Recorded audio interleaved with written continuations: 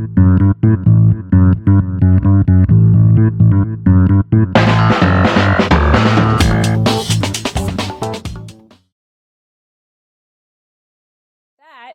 would love to introduce Jess, Cerra, and Janel Spilker. They're both very accomplished former professional road cyclists who now dabble in gravel.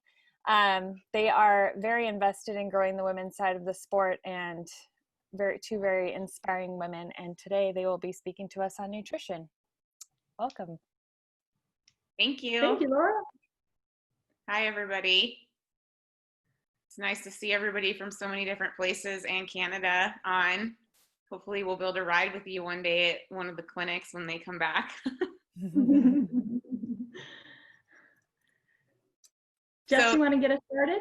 Yeah, so as you know, Janelle and I are going to be talking about nutrition specifically as it applies to conditions such as heat, cold, elevation, and things like long, intense races or even long, not intense races, and how we sort of bonded together.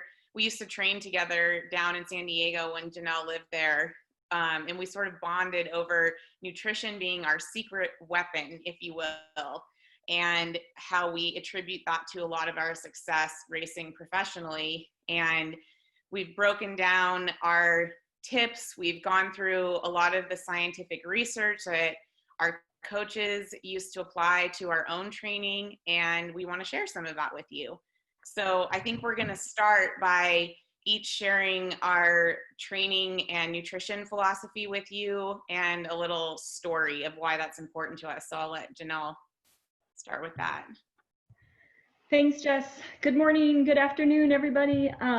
So when I first started in the sport, I was a recreational rider, training for a century ride with Team in Training. And I can remember the coaches and the mentors in that program always telling us that we needed to eat.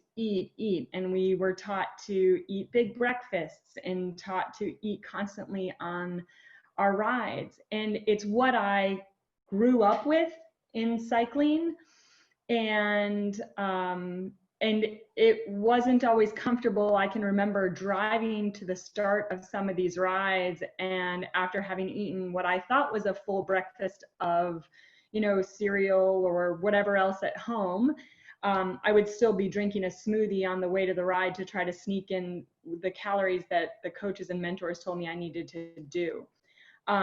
So it wasn't comfortable and it wasn't natural at first, even though I've always been a big lover of food.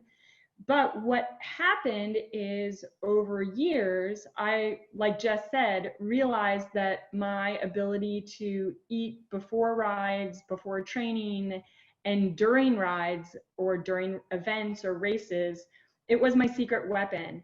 And I'm fairly convinced, after years of racing, that one of the reasons I was such a strong rider, and especially in long, hard stage races, day after day after day, the reason that I was able to do what I was able to do on a bike was because of my ability to eat. There's all these other things that I had going on as an athlete, but I really think that eating was the way that I was able to do well. And I found that in the environment, in the team environment, the healthier that everyone's attitude was towards food, especially when you were in a leadership role, like if you had a team captain or experienced riders on the team who were good eaters, it made for a more successful team because everyone on the team started to develop a healthier relationship with food and healthier eating habits. And so I felt like it was a secret weapon for me, but then it also became a secret weapon of the teams that I was on as well. So I'm much like Janelle. When I moved to San Diego, I wasn't a cyclist in any form. I noticed a lot of people riding bikes in San Diego, and coming from Montana, you don't see a lot of road bikes. I'd only really seen them maybe on TV actually, and I was like, those crazy weird handlebar bikes seem really cool, and everyone's riding them on the coast. And I moved to San Diego to study my master's degree in exercise physiology at San Diego State. So I was actually studying how calcium is lost through sweat in elite cyclists and how that correlates to bone density. So ironically, I'm studying cyclists in the lab and I'm seeing them out on the road, and I'm feeling this connection that I want to try this sport. And being in the research field in the lab all the time, I had access to all of the research and the data and everything, but I never had a chance to apply it myself.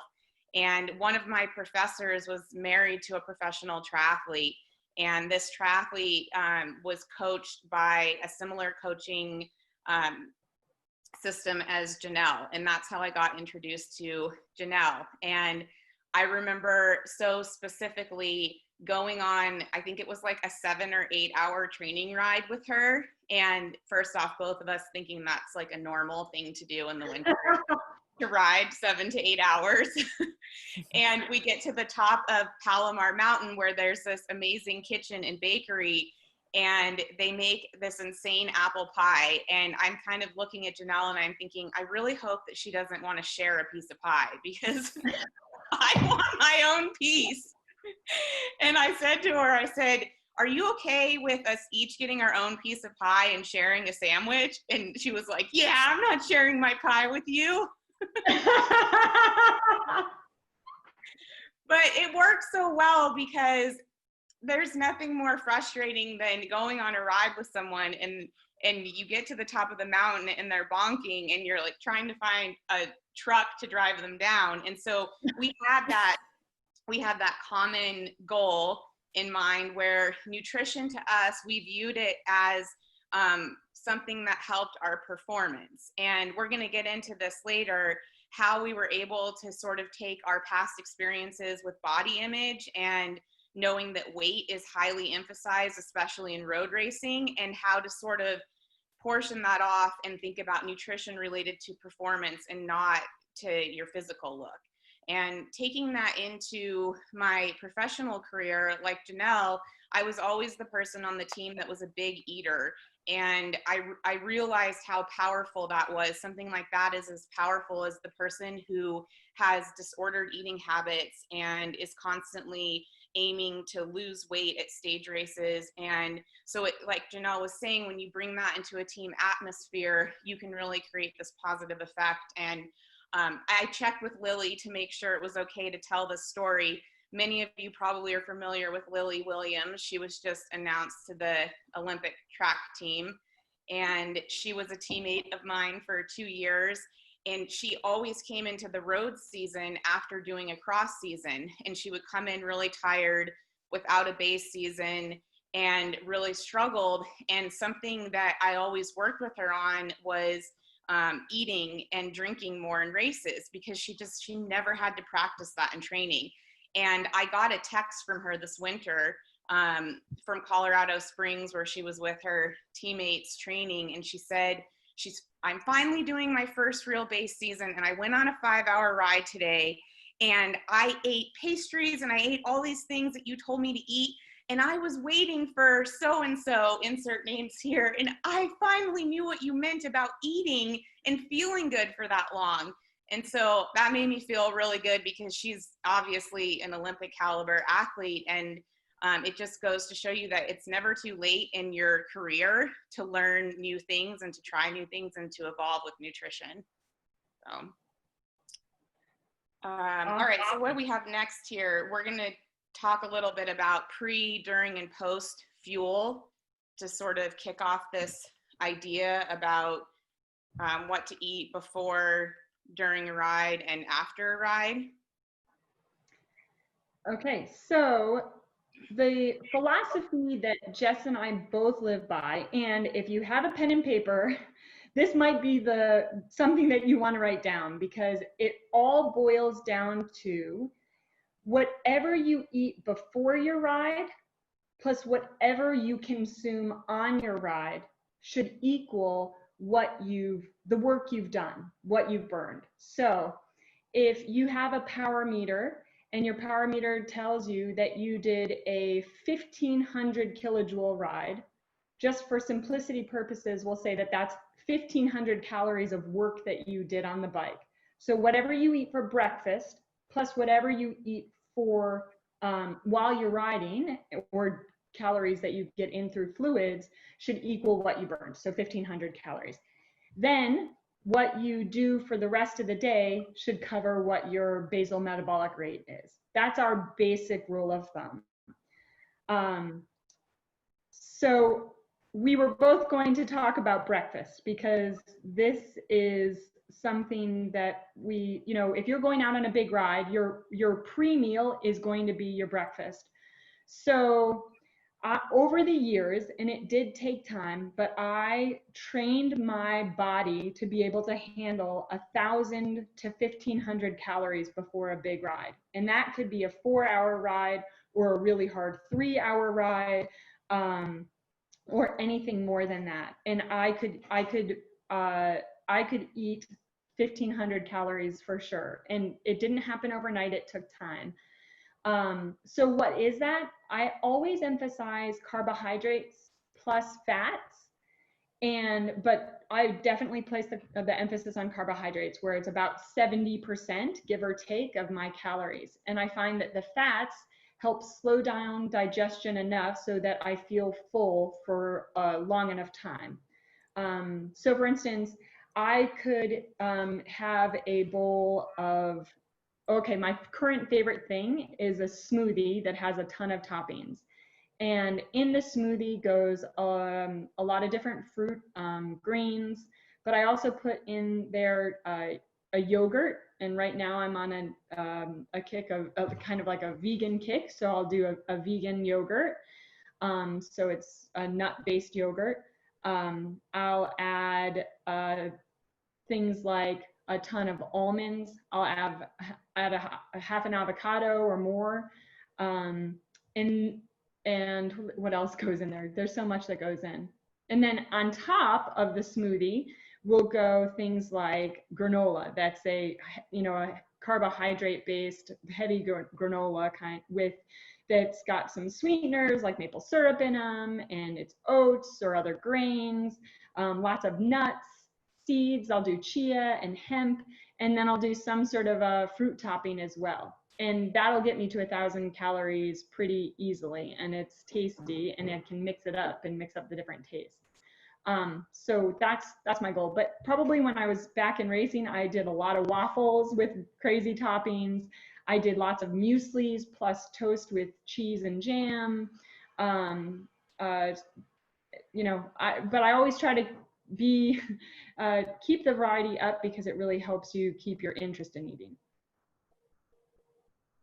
Yeah, speaking of interest with eating, nothing is more frustrating than having to consume 1,000 or more calories when you really don't want to. Like, it's a lot more fun to consume it in a glass of wine and pizza and ice cream when you're done, but force feeding it down in the morning, especially of an event, and you're so nervous and it's like coming back up as you're trying to get it down.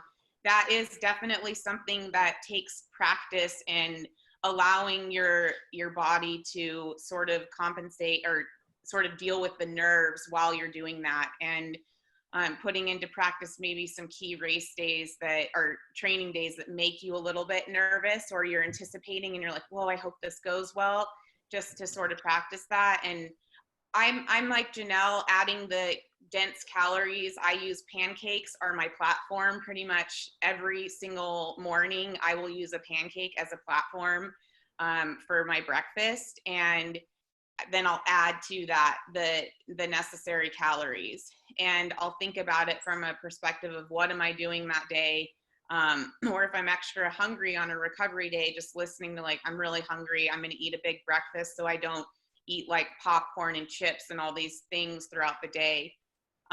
With that said, I'm going to move into a little bit of how that relates to getting food down on the bike and while you're racing and training, and the types of food that sort of work the best for you.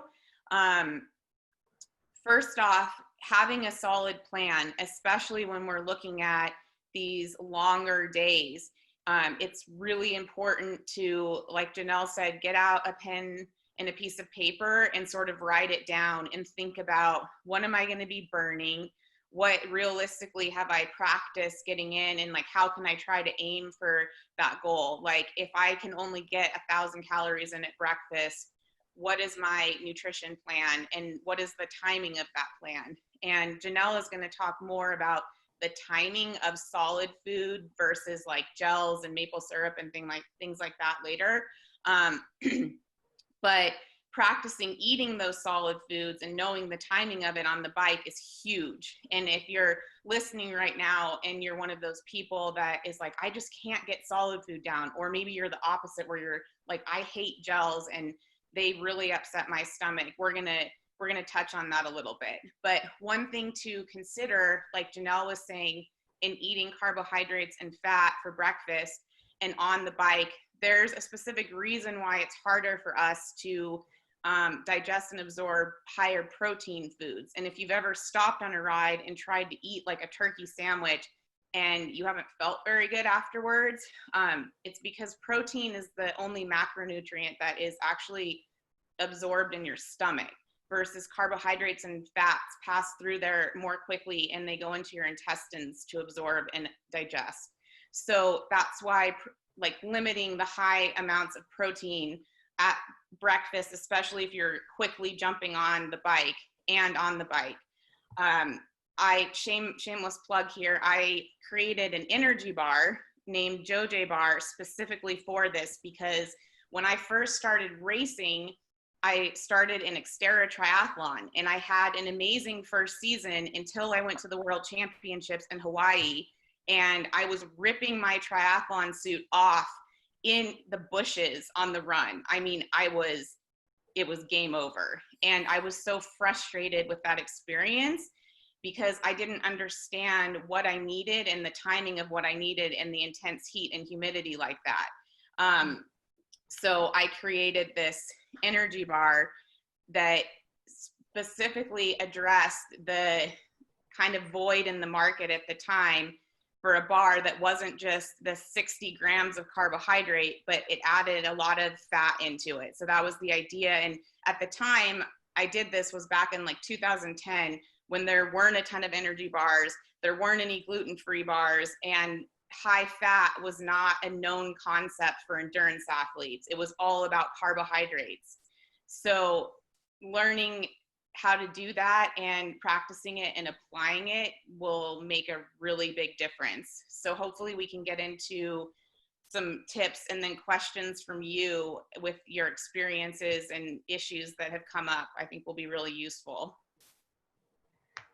And the only thing I'll add to the during the ride fuel, you know, keeping with that equation that we started with, where your pre-ride plus on-ride has to equal what you burn. All of us need to train our gut to process calories and process the fuel while we're riding, because our bodies are demanding the blood flow to our muscles. The blood is going away from your gut and it slows digestion. And so we have to train our body to keep blood flow going to our GI tract. And if you can train it in training by practicing eating while you're training, then you can get to a point where you can process up to 300 calories per hour while still riding. I always tell people to aim somewhere between 200 and 300 calories per hour on the bike. But that's all I wanted to add. And then we just wanted to also say that, you know, we think of ourselves as athletes and all of you as athletes, but also as whole people, whole persons. And so we also think about the rest of the day and balancing out nutrition. I don't eat vegetables on a bike because they're not a practical source of fuel on the bike. And so in order to keep up with just good overall healthy nutrition, I always emphasize getting veggies and other, you know, nutrient dense foods in the rest of the day. But I also, like we kind of started off by saying, when you're off the bike, you always want to think about how fuel is also your source of taking care of your body. So eating well and making sure that you're keeping up with what your body needs to be at its best. So we are going to move on. So that's kind of like our general way of looking at things. And we wanted to talk about these different specific conditions where you might have to adjust your fueling strategy. So Jess is going to start off by talking about the heat. So common theme: heat, struggling in the heat, feeling bloated in the heat, having a really bad day, cramping, like why does this happen? And a lot of the thought process immediately goes to electrolytes. And the nerdy scientific reason why we need electrolytes is because sodium and potassium actually control how our muscles contract. So sodium, potassium are exchanged, and that allows muscle contraction. So when that gets all messed up, that's what actually causes muscle cramping. One thing to know, that if you've ever looked at sports drinks or like Noon tablets, they have a lot more sodium than potassium. And that's important because if you have too much potassium and not enough sodium, you can still cramp, you can still be bloated. One thing I always like to mention is drinking something like coconut water during a long hot ride that has a lot of potassium might actually make you feel worse, and it might be sort of confusing, and it's because it just doesn't have the right balance. So starting with a credible tablet or sports drink that has already been formulated to have those proportions is great. You can also add extra sodium to your bottles with sea salt. I remember actually being at a stage race that was just borderline deathly hot, and we were all huddled under the awnings of the school before the stage with our ice socks and our jerseys, just thinking, what are we going to do? And I look over, and Janel has the pink sea salt from Trader Joe's, and she's cracking it into her bottles. And I was dying laughing. I am not one of those people that can drink sea salt like that, but she can, and that's so much. I mean, that's great, because if you think about it, it's kind of hilarious that we pay money for bags of sugar and salt, right? But it's so nice just to have it made.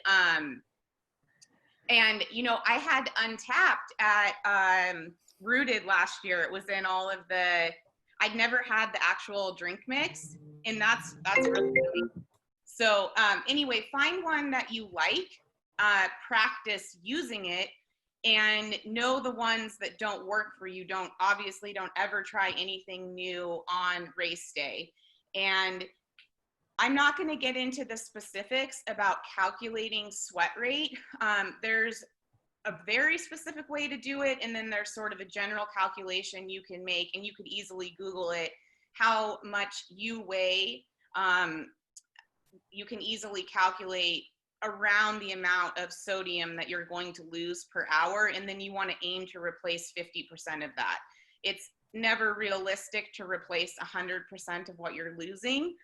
And another thing that goes into heat is when you do a heat acclimation phase, just like an altitude acclimation phase, along with how your blood volume changes and your kidney function changes, your body becomes more efficient at reabsorbing electrolytes as you sweat. So what that means is, as you're sweating, you're losing more waste and water product, and your body actually becomes efficient at reabsorbing those electrolytes back into your sweat ducts.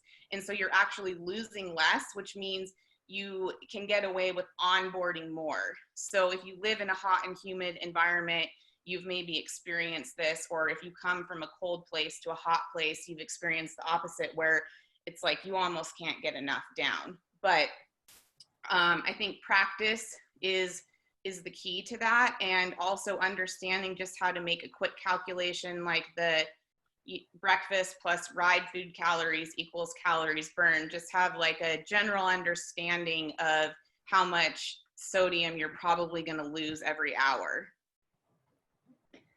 So what I'll add to the heat component is a lot of us struggle to eat in the heat.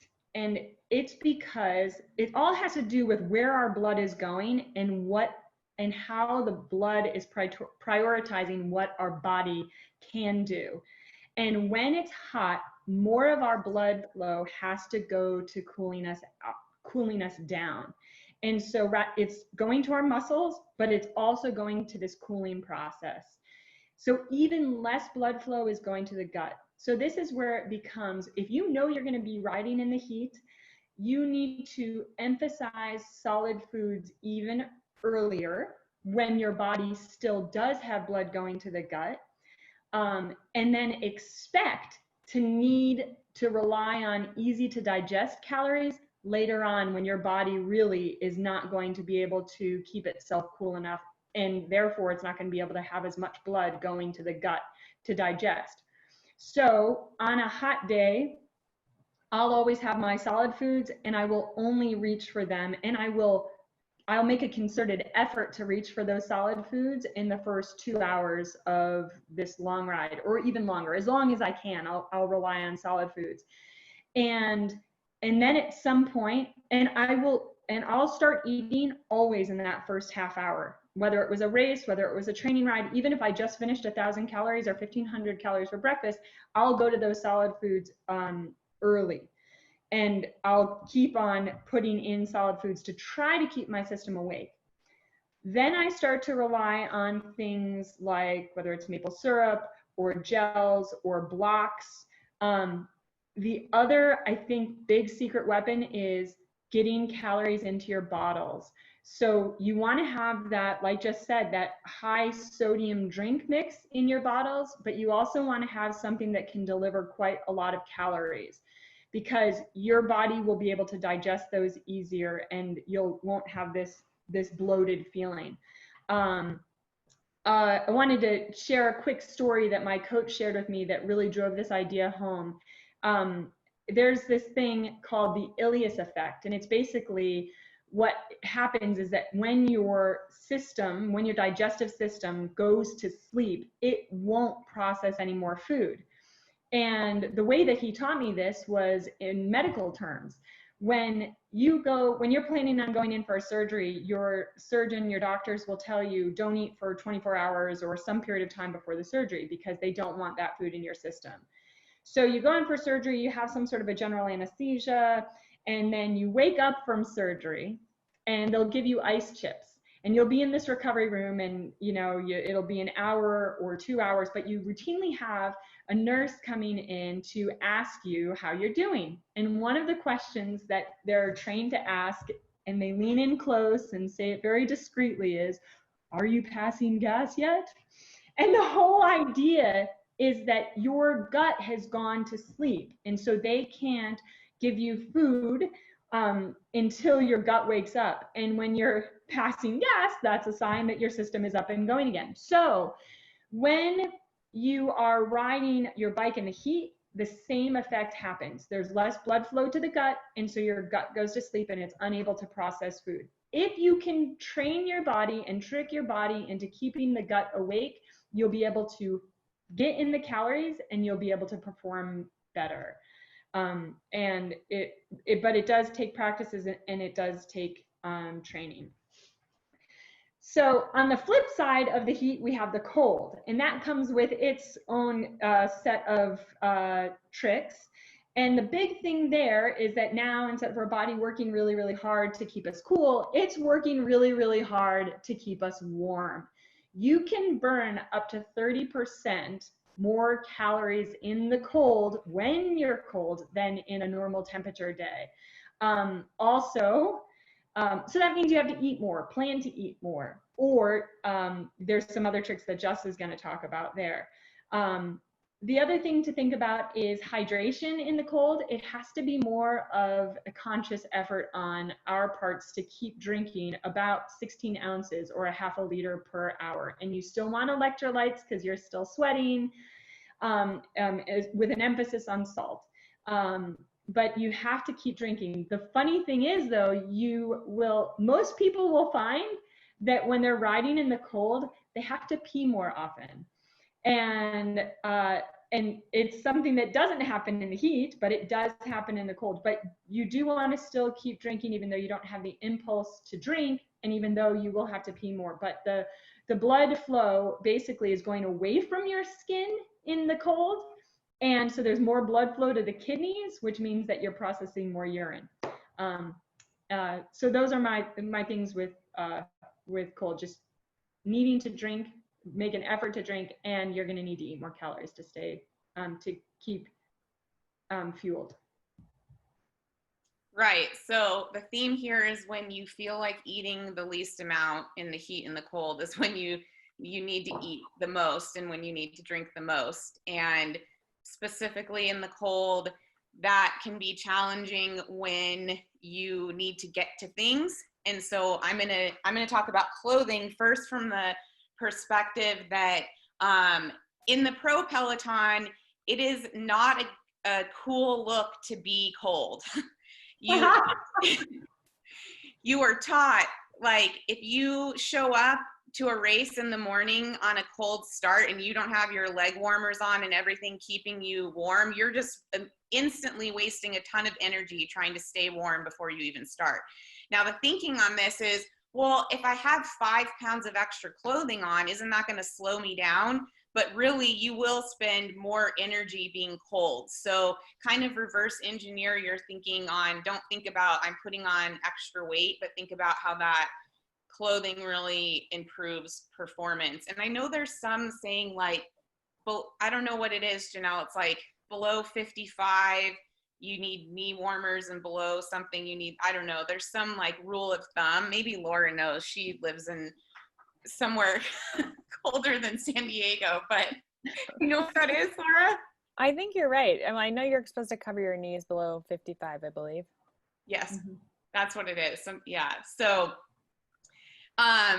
keeping that in mind, and also when you dress, I mean, I've done this before, even skiing, where I put on all of my clothes and then I go out and I'm like, oh my gosh, my bar is like buried 10 miles deep in my clothing. And then I'm like, all right, well, I'll just do this like one ride, or I just won't get to it. So sort of plan that ahead, even if it's like you have a bar bag on your handlebars, if it means the food you're taking is really calorie dense and you cut it up so you just get to those little pieces, or whatever that means, like have a game plan for it. So moving on to the next condition that we're going to talk about is hard efforts or intensity. And so Janelle's going to talk a little bit about planning how to fuel for that. Okay, so this goes along with the theme of our body is always trying to do what's best for itself. So anytime that you are going to be in a race or an event or on a training ride, and you know where, you want to think about where the hard work is going to be, and you want to plan ahead. You want to be fueled before the hardest work, because one, your body's going to need it. As intensity goes up, the rate at which you use fuel goes up. And the rate at which we rely on carbohydrates goes up. And you're just, it's not practical to be eating, like a waffle sandwich when you are going as hard as you can up a climb. So you want to be fueled ahead of time, and it's what your body is asking for. Then you want to plan for times, and this is really applicable to gravel, because sometimes there are going to be parts of the course where you either know or you've heard that it's more technical, and you can't eat during technical stuff. You certainly can't eat solid foods as easily during technical stuff. So you want to plan your fueling strategy around hard work or where things are going to get technical. So it has a lot to do with planning. The other thing is you want to then plan for times where you know it's going to be a little more relaxed. So whether it's on a descent or just after a descent, those are great times to eat solid foods. And if, we used to in racing, and I remember doing my first round of racing in the spring classics in Europe, and I'd finished races and I had hardly eaten a thing, and I felt awful, and I had raced awful, even though I shouldn't have. And we eventually, a lot of us, you know, kind of newbies to European racing, would tuck gels in our shorts because it was just that hard to reach in and get a gel out of our pocket. But we would put them in more accessible places, like you know, our shorts, like in the underneath the elastic band around your quad, and just so that we could eat. So it can take some planning ahead like that. Jess, we skipped over altitude. Oh, we totally skipped over altitude.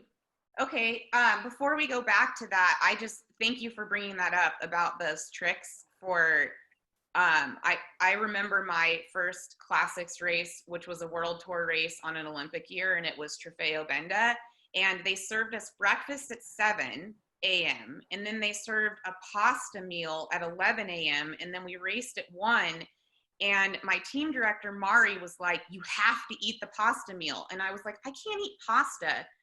Like, what are we doing? Like, I bonked I was bonked 5 minutes into that race because they are so intense and you use so much energy. So with gravel, you don't ever really have those late starts. So it's hard to plan multiple meals in the morning. But like Janelle said, even having the gels tucked in your shorts or taped to your top tube so you can quickly rip them off in a scenario I've found that to be life-saving. So switching gears back up to altitude, and I mean, even especially doing hard efforts at altitude, my biggest tip to you is that you will need to increase your carbohydrate intake at altitude. And the reason for this is anything that shocks your system to a point where you're using more energy to recover, you're using more energy to breathe, you're using more energy to think, like those are all things that are fueled by the amount of carbohydrates that you onboard. And you will, one check to this is sleeping at altitude can be challenging to begin with, but you'll notice that it declines even more if you're not having enough carbohydrates. So that can be sort of a self-check. And when you go to altitude, you instantly, like you might get through the first couple of days eating normally, and then you get that intense hunger. And that's normal. And it actually does mean that your body is using more carbohydrates, and therefore you need to bring more on to replace that, to recover and to sleep properly. So one of the complications of altitude, and it's similar to the heat, our body again is doing something to compensate for the fact that we have less oxygen going through our systems.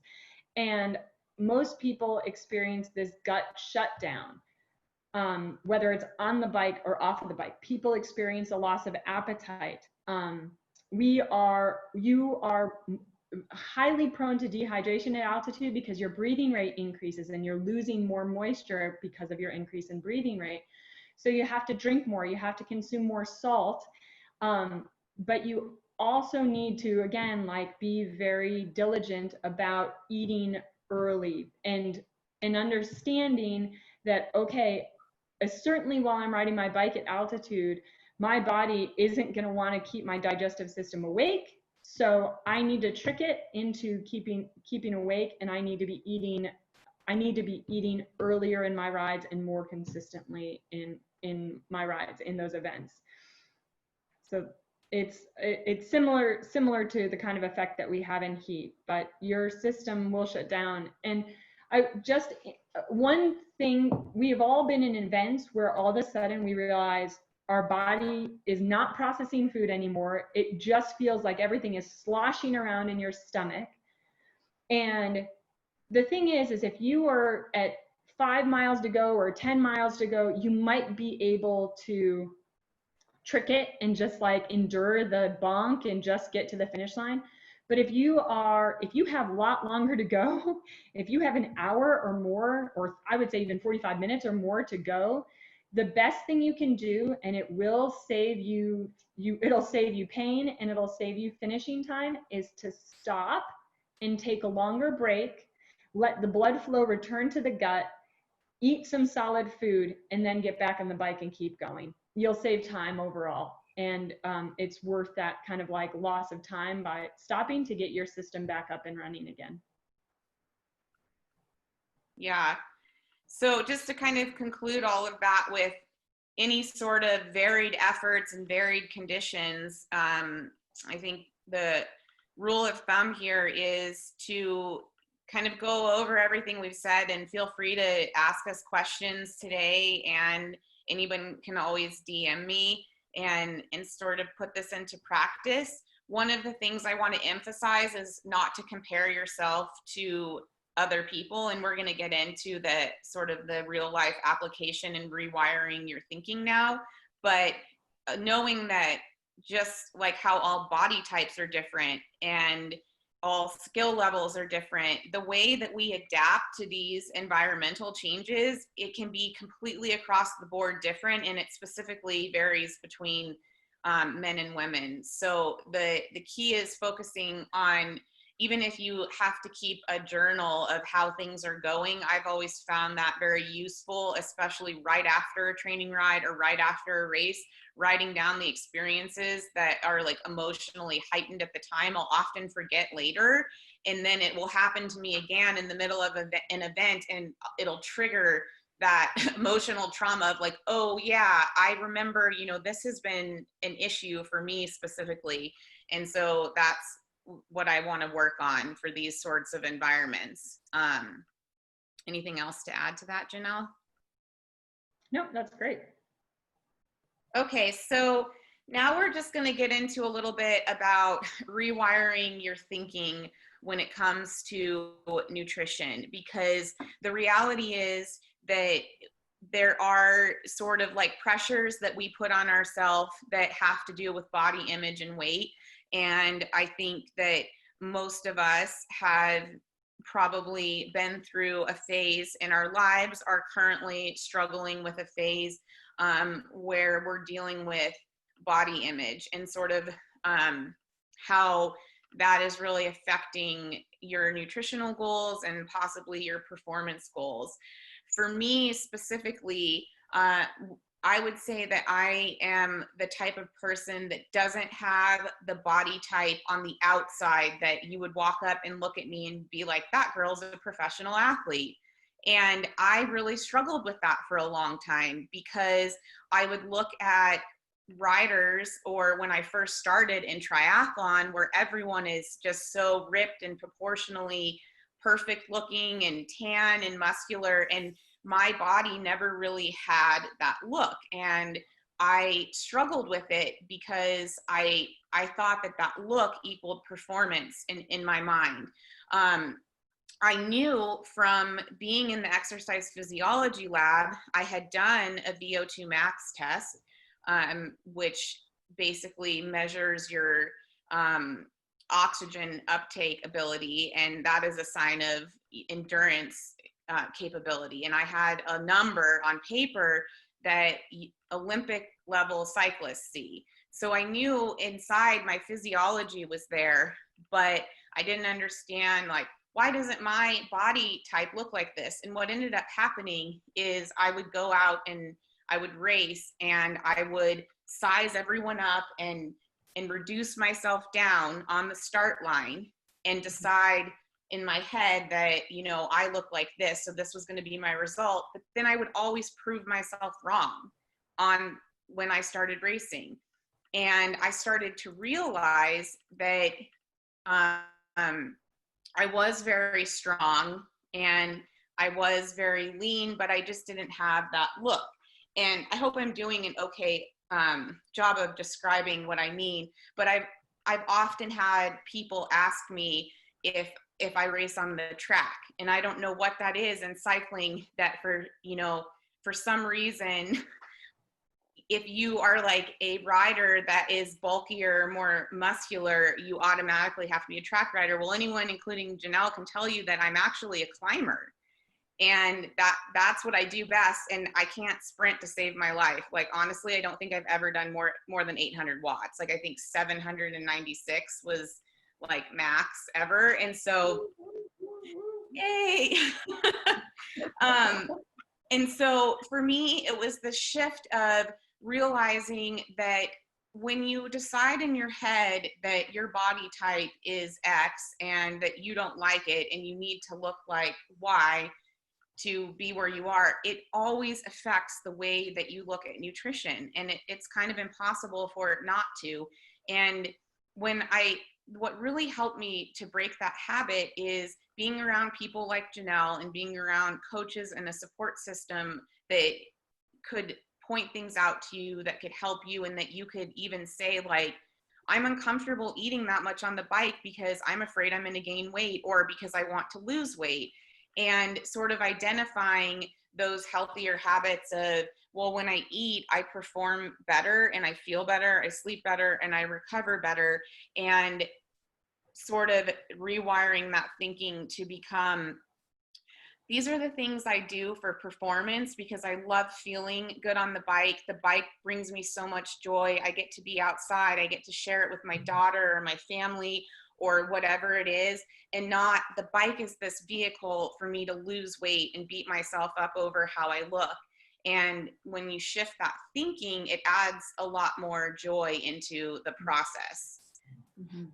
So, yeah, to add to what Jess is saying, I think we have plenty of negative thoughts, and we can be really hard on ourselves, and we can ask a lot of ourselves and demand a lot of ourselves, but we're not when we listen to those negative thoughts, whether it's I'm not good enough or I'm not at the weight that I want to be, or I'm not climbing as well as I want to, when we listen to those voices, we're on this negative reinforcement cycle, right?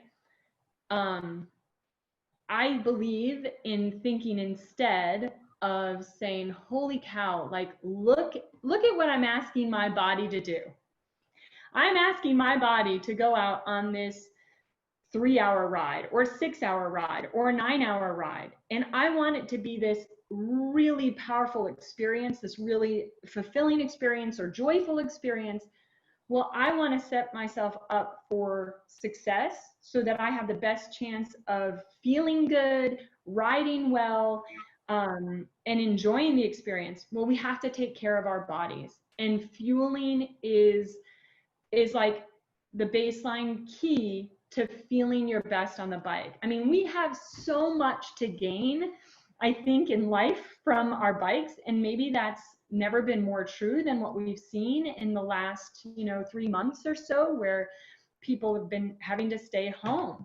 And for a lot of us, we've been very lucky to be able to still get to ride our bikes. Like, our bike can bring us great joy, great freedom, great feeling of community, great senses of accomplishment. And we need to fuel ourselves to be able to get to that point. It's funny, talking about body image and judgment and that sort of thing.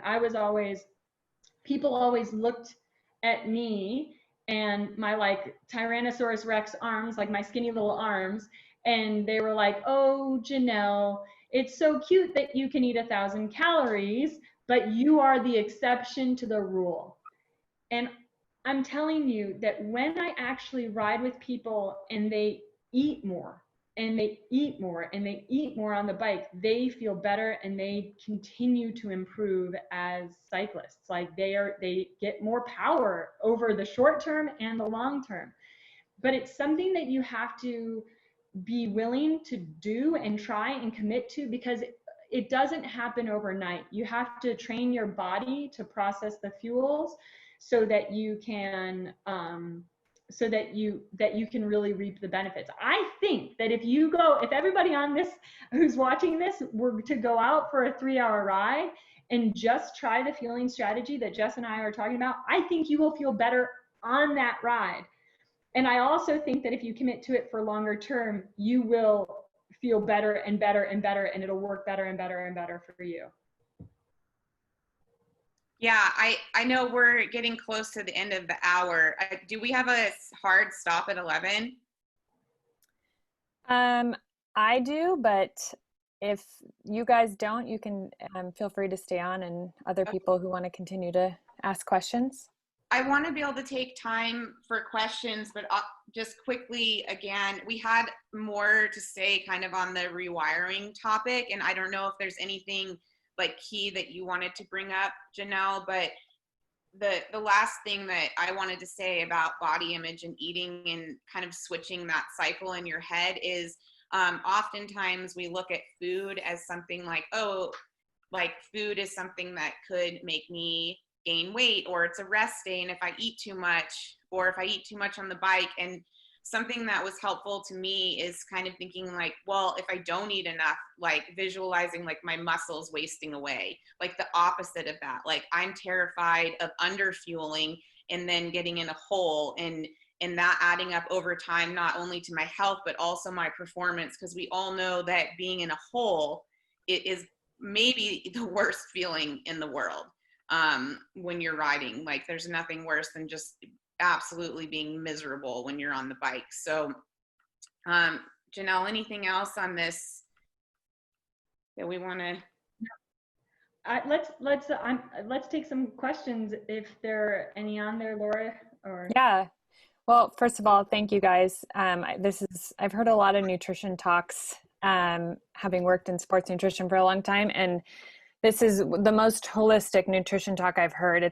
I really appreciate that you guys touched on aspects outside of just on the bike. It's equally as important.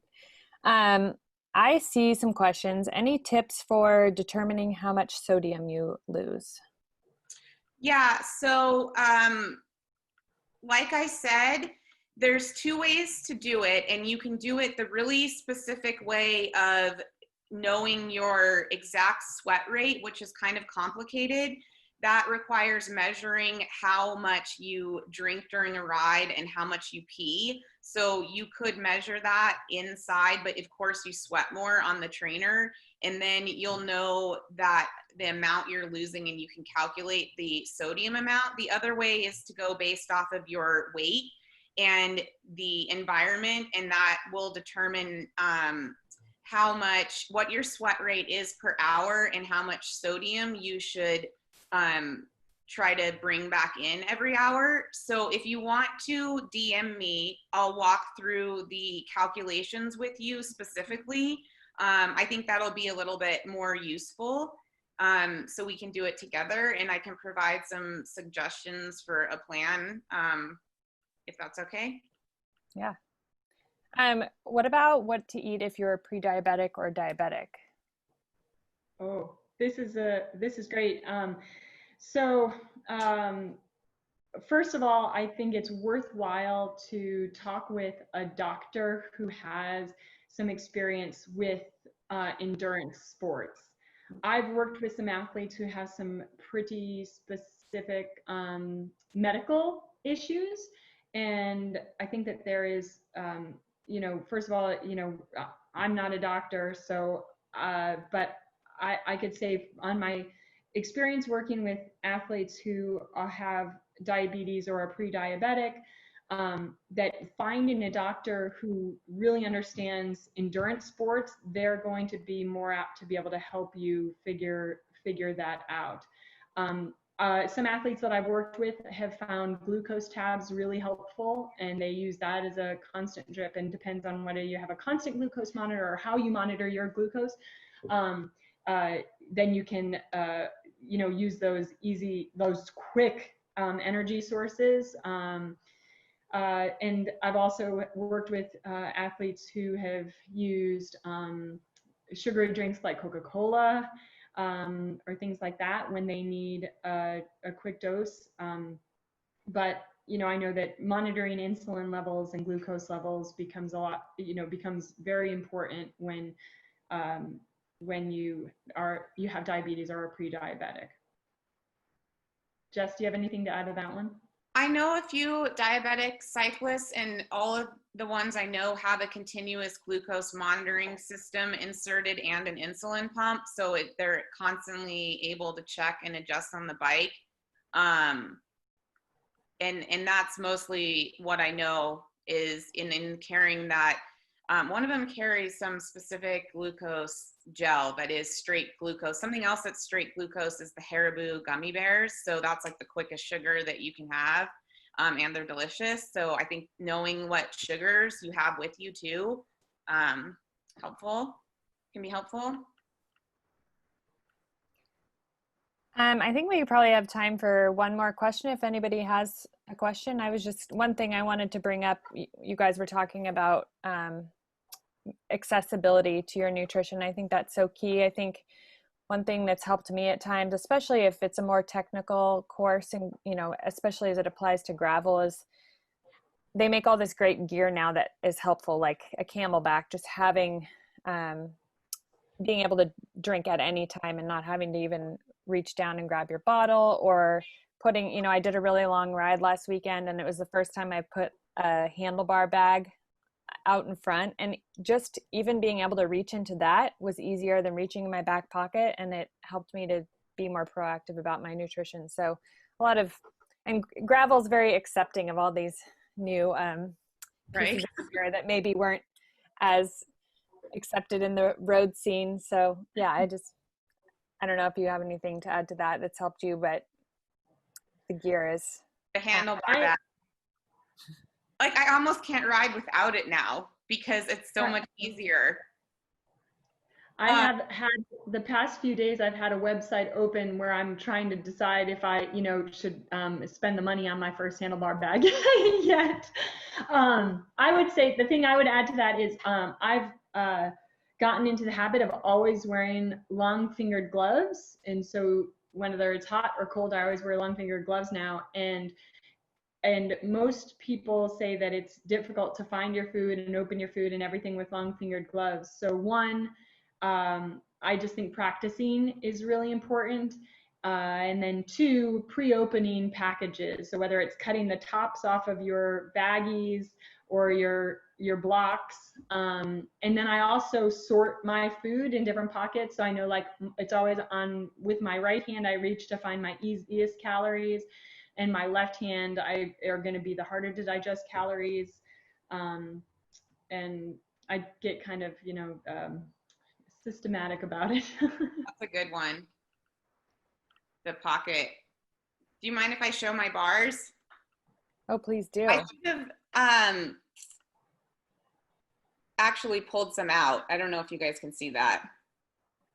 We have 6 flavors. They are very delicious. They're baked like a cookie. So they're like, I still look forward to eating them, and I've been eating them for 10 years. And they're all gluten-free. And you guys are at REI? We're in REI. We have a website. We're on thefeed.com if anyone orders nutrition from there. We're on Amazon. So pretty easy to find on the internet. And how if people have further questions, is there a good way to contact you guys?